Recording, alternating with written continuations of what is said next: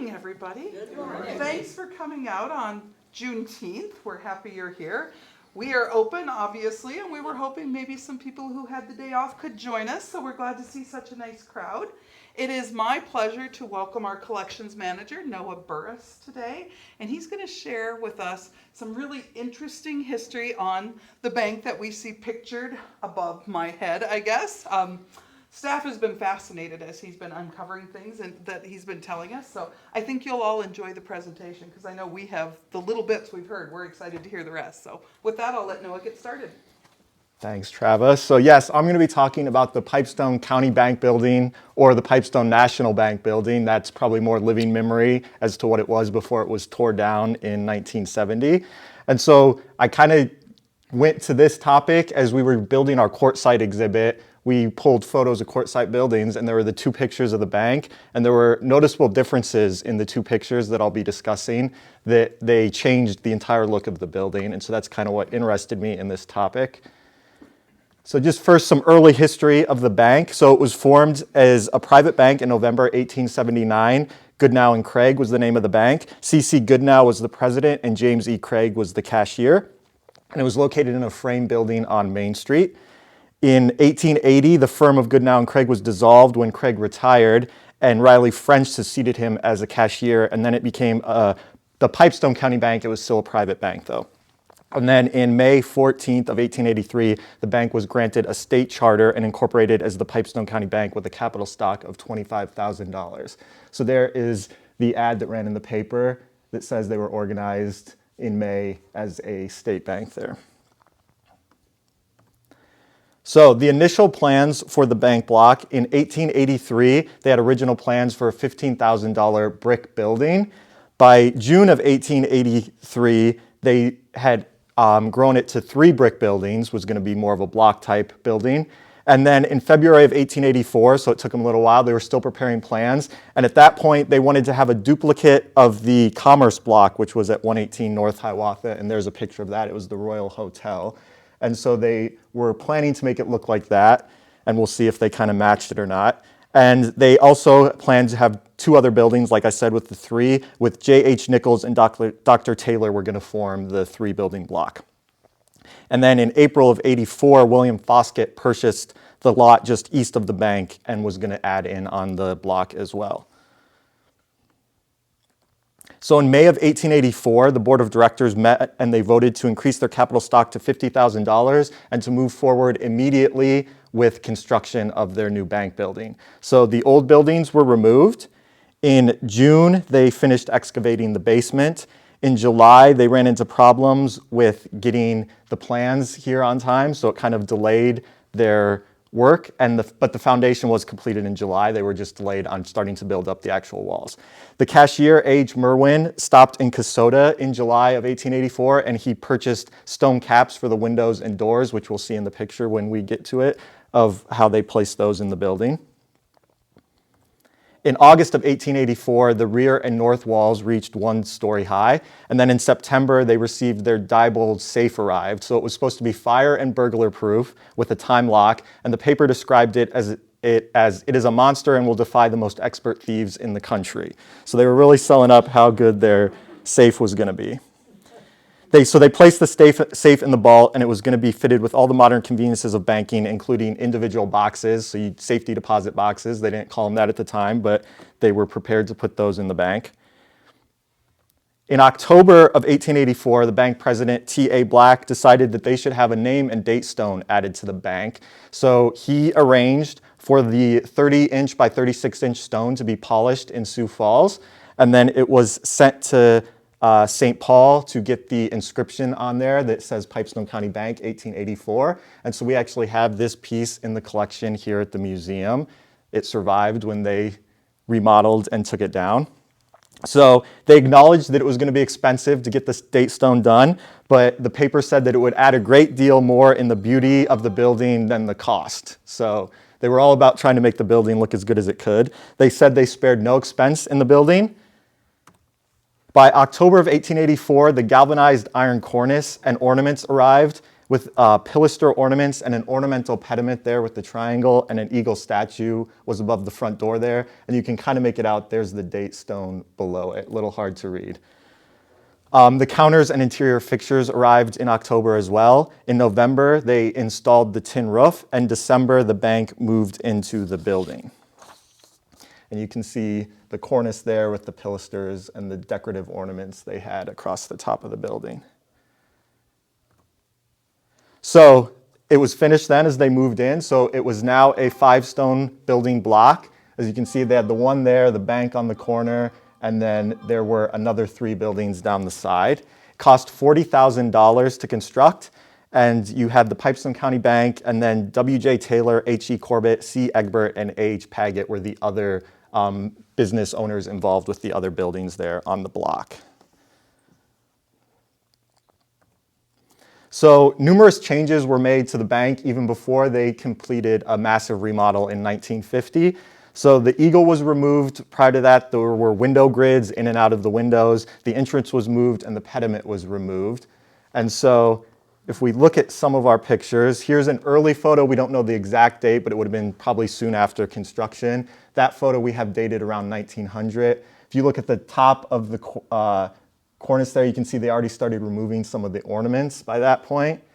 And if we zoom in, the eagle was gone by 1900. So we don't know the exact date they pulled the eagle statue down, or if it fell down, what happened to it. I tried to use our new digitized online newspaper site to keyword search eagle to see if I could find any mention of it in that time frame, but couldn't. So it's kind of a mystery what happened to it. But somewhere between when they built the building in 1884 and around 1900, the eagle was gone. And you can see they also lost some of the ornaments there. They still have the 3 on the center, but the side ones there are gone by that point. There were also window changes. So you can see the early photo again, then we've got a photo from around 1896. It's got the crosshatch grid in it. And then post-1900 photo, which we know this is post-1900. We'll talk about next. The entrance is moved. No grids in the windows. So again, don't know if they changed out the windows entirely, if there was some sort of storm window on there with the grid, or if maybe they just removed the grid out of the window, but other changes to the building. And then the entrance was moved. So the early photo there, entrance on the front kind of corner of the building. We've got a post-1900 photo, entrance is gone. So we know that sometime after 1900, they moved the entrance. And then this photograph we know is postcard is pre-1908. Don't know when the picture was taken, but that's when it was mailed. So we know the picture had to predate that. So we know the entrance was moved somewhere between, around 1900 and 1908. So they were the Pipestone County Bank. On April 29, 1908, their 25-year state charter was set to expire. So they reincorporated as the Pipestone State Bank. And there's a little ad where they were extending Christmas greetings to people as the Pipestone State Bank in the Pipestone Leader. Then we've got the pediment was removed sometime before 1911. Again, we've got the early photo there with the triangular pediment at the top, and then we've got this photo dated around 1911. You can see at the top of the building, the pediment is no longer there. So really it was just trying to go through photos that we had dated to try and get a closer idea of when they removed these items. We still don't know exact dates or reasons to some of their decision making, but it's just interesting to see some of the changes they were making over the years to the building. And then we get to the 1915 remodel, which was the big change to the building. So they started plans at least by January 1914, and they had plans to remodel and double the size. And you can see in the paper there, it said New Home for State Bank, and they call it a remodeling there, and talk about how they bought the Taylor building to the north to expand into that. It was part of the bank block, but they bought that building to include in the bank. So they added an entrance with a marquee to the building. August 1915, the front of the old building was torn away. So that's where you really notice the difference when we get side by side and zoomed in pictures is it appears both buildings were quartzite, but it's different size and cut stones. So they ripped off the entire front of the building and put up an entire new stone building. And that has really perplexed us as to why you would spend that kind of money to re-stone face an entire building. And we have not found an answer for that. So the bank did say in the paper that it was a long contemplated improvement. Originally, the cost estimate was $5,000 to $10,000. They said that it would provide a permanent home for the bank with plenty of room and light and all modern business conveniences. So by January of 1915, the cost went up to $15,000. And then by August, when they started tearing the front off, the cost was up to $25,000 to $30,000. The newspaper articles would kind of switch back and forth between calling it a remodel and a new building, which you could kind of see why you would struggle to figure out what they're exactly doing to the building. If you're tearing off the whole front, you're kind of making a whole new building. So the interior, they had antique mahogany fixtures and beams, Tennessee marble wainscoting, a marble check table, and then an intercommunication telephone system, including a private telephone booth for the public to use. That interior photograph was on banknotehistory.spmc.org. So Mark Drakeson is really into doing banknote history of Pipestone County, and he had a copy of that. So that gives us a look at what the interior looked like. You can see the check table there, the beamed ceiling and furniture, and then the marble wainscoting.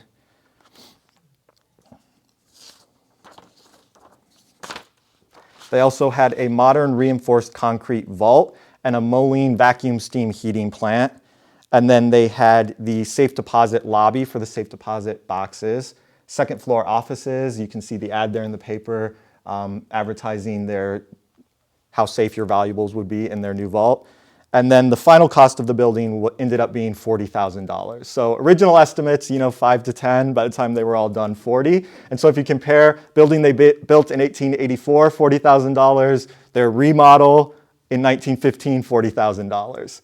So a lot of money that they had around to do that much work to it. So the entrance to the bank, there was a large vestibule. Then you had an entrance to the main banking room. There was a stairway that led to the second floor offices, and up there you had doctors' offices, dentist offices, lawyers' offices. They would rent out those spaces. And then there was a stairway to the basement barber shop, which also had an entrance on Main Street. So the main floor included the private office quarters, the main working space, a ladies' room, a director's room, and then the safe deposit lobby, where you would pass through a polished and plated day gate that was equipped with an alarm gong key lock that notified the cashiers whenever anyone went into the room. The vault that they're advertising there was a modern reinforced concrete vault with 18-inch thick walls. It had 2 vault doors that were 2,500 pounds each. And then I mentioned the telephone system with the phone booth for the public to use, and then the offices on the second floor also had a vault for the tenants to use. It had a vacuum cleaner that was outfitted throughout the entire building, and then it had running hot and cold water in most rooms, and also was said to be the only building in Pipestone with a modern type of conduit wiring. So they put a lot of money into the building. They opened to the public in February of 1916. And the old name and date stone, which we have in the collection I showed you earlier, they had removed from the building, and they had it on display in the entrance of the bank for a while. So the bank still kept it, and then at some point it ended up here at the museum. So here is a picture of the original building and then the remodeled building. You can see the marquee there. They changed the entire top cornice. The windows are all different. So you see they enlarged the windows, took away the capstones that I mentioned. The cashier went and bought earlier are there on the first picture. If we zoom in a little bit more, you can see, so still stone buildings, but definitely a different type of stone that they refaced the entire building with. A little bit better look at the enlarged different windows and the front entrance there. So you could almost look at it and go, that's not the same building. Totally different building, but if you start looking at little stuff, you're like, no, that's the same corner bank block. They just really changed it up. And then here's actually a look down at the side buildings there. You can see they did not change the cornice on the 2 there, or the stone front, or the caps on the windows. So they didn't do the entire bank block building at that point. They just did their building, and then they purchased the one to the north to expand space. They changed all that, but left the remaining block the same. So one answer as to maybe why they decided to put that amount of money into renovating the bank and completely redoing the front is around that time there were a lot of improvements going on in Pipestone. So 1914 to 16 there was a lot of street paving going on, storm sewers being put in.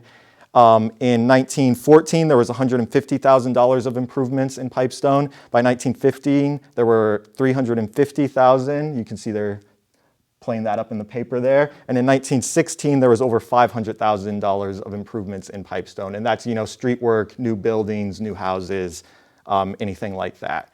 So around that same time, March 1916, the Royal Hotel first floor was remodeled and they added hot and cold water and private baths to most of the rooms.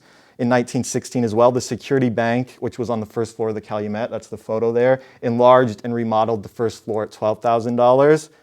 And then we had First National Bank built their new building on the corner of Main Street and Hiawatha here in 1916 as well. The White Bedford limestone building included Italian marble as well inside, so they really liked the marble in the banks. There were 6 suites of rooms upstairs. They also had a vacuum steam heating plant. They had ceramic tile floor, white oak furniture. They also had 2 vaults in their bank. 6 office suites upstairs. Again, they had a lot of doctors, lawyers, dentists that were in those rooms. And then they also had a barber shop in the basement of the bank. And that bank building cost $35,000. So there's an image of the outside of the building there at the top. And a little bit later, probably not right when they opened, but interior shot of the bank. So you could maybe explain that there's a lot of other work going on in Pipestone improvements. You've got a lot of banks doing improvements. So maybe that kind of pushed each other, that they were doing these big renovations at the same time. And maybe that's one answer as to why the Pipestone County Bank put all that money into refacing their building. So in January 1917, the Pipestone State Bank was chartered and became the Pipestone National Bank, and they had a capital stock of $50,000. So in 1949, they again remodeled the bank building. The exterior stone was sandblasted and cleaned. They added a modern aluminum and glass entrance there on the side. They took the big marquee away, and then they took the building to the right and converted it into a bookkeeping department. They added air conditioning units into the building, low open design counters with glass screens, rubber and asphalt tile floor, and then an after hours depository where people could drop their checks off into if the bank was closed.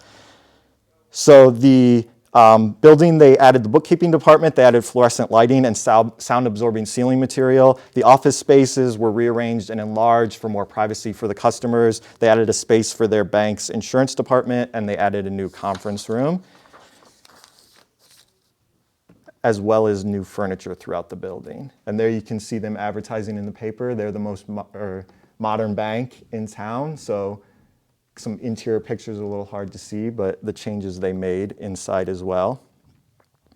So some work appeared to have been done in the 60s. I couldn't find exact dates, but in the early 60s, they were reporting in the paper that they planned to add a drive-in window and a parking lot to the building. And you can see the front there. At some point, they added the big sign with the clock on the corner. The entrance pretty much looks the same there as after the 49 remodel.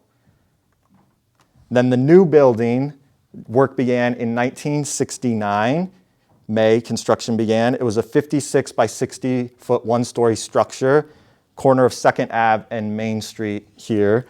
And so it cost $150,000. There was actually a small fire in the building in December before they even opened. A portable furnace overheated. Luckily, it really didn't ignite, and so they put it out before any damage was done. But the old building in March of 1970 also caught on fire, and that was a workman was using a pipe cutting tool and hit a power electricity line and sparked a fire in there, caused extensive smoke damage, and there were little contents left in the bank as they had already moved to the building next door, their new building next door. And the building had already been decided they were going to tear it down. When they announced they were building the new bank in '69, it stated that their plans were to tear down the old one. So the fire really had no impact on them deciding to tear down the building. So fire in March of 1970, building was demolished in April of 1970. There's a few more pictures of the crane taking the walls off the 2nd floor and them demoing the building down. And then here's a look. So the old building would have sat where the parking lot is, and then there's the new building that they built. And so October 1st, 1984, the bank merged and became part of First National Bank of Laverne, and then they later became First Farmers and Merchants Bank, which they are still in that building on Main Street. And then there's the picture of it as the National Bank. And that's all I have for you today.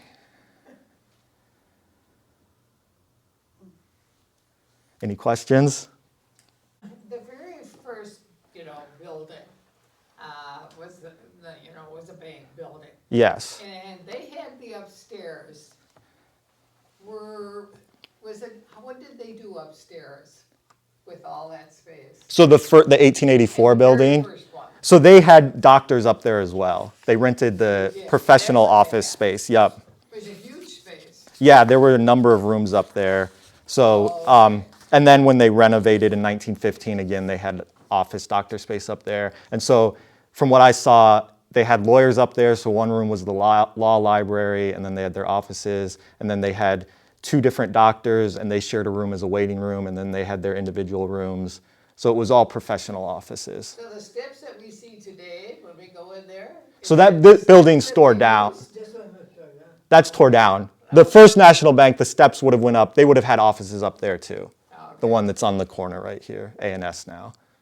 They both had professional offices, and it was pretty much the same type of people up there. Each had doctors, dentists, and lawyers, and each had a barber shop in the basement. Was that the same location though? At the same corner? No. No. So this one was on the opposite corner of A&S, where the parking lot for First Farmers is now, yeah. Okay. I wonder what stimulated the economy to be that, there's only 4 or 5 years after they build one, and then they're remodeling, and then all, Yep. Yeah, that's one of the questions that... I'm curious. Yeah, that was one of the questions that kind of led me to doing this, which we really don't have an answer for, but it was just, yeah, just interesting that the money was kind of free flowing. Right, in this area.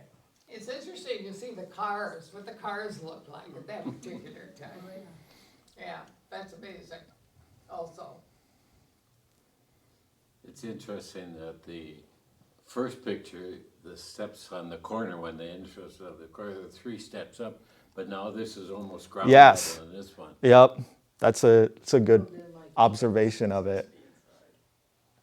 They must have the steps inside. the Must be. entryway, So you don't have to shovel them. Must smell nice to slip on for your guests, customers, clients. Yeah. I saw a sign that said Olive Street. Is Olive Street used to be Main Street.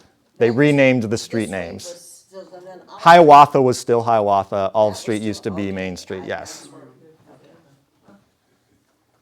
This is a little bit off topic, but I don't know, I've been around long enough that I'm kind of wondering, going north from this corner, did Rose Trading Post used to be on that street? Does anybody remember? Susan's that? saying yes. Was it? Yeah, Susan's It shaking her was, head. It was, okay, but farther north than the bank, Yes. okay, Closer to the, Was it across the street in North? no, I think it was on the same side as the On bank. the same side, Yeah. okay. farmers in it. And then it moved out to Highway, over where the Subway Yeah, building is. Winnewissa Dairy. Yeah. Think you remember going in that one? yes, yeah, I remember that Indian outside the front Yes, door. yeah.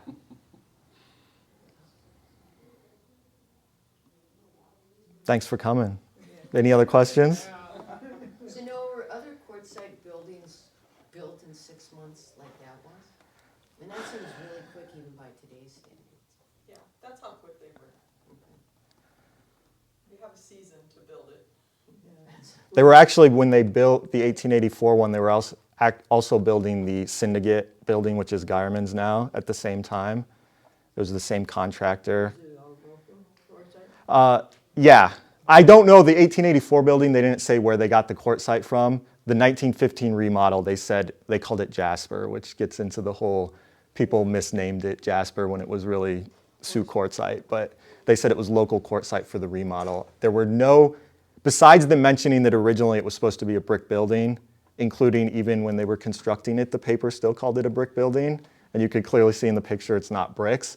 So they really didn't say where they got that stone from, but from the photos it looks like some sort of, court site. Thanks for coming.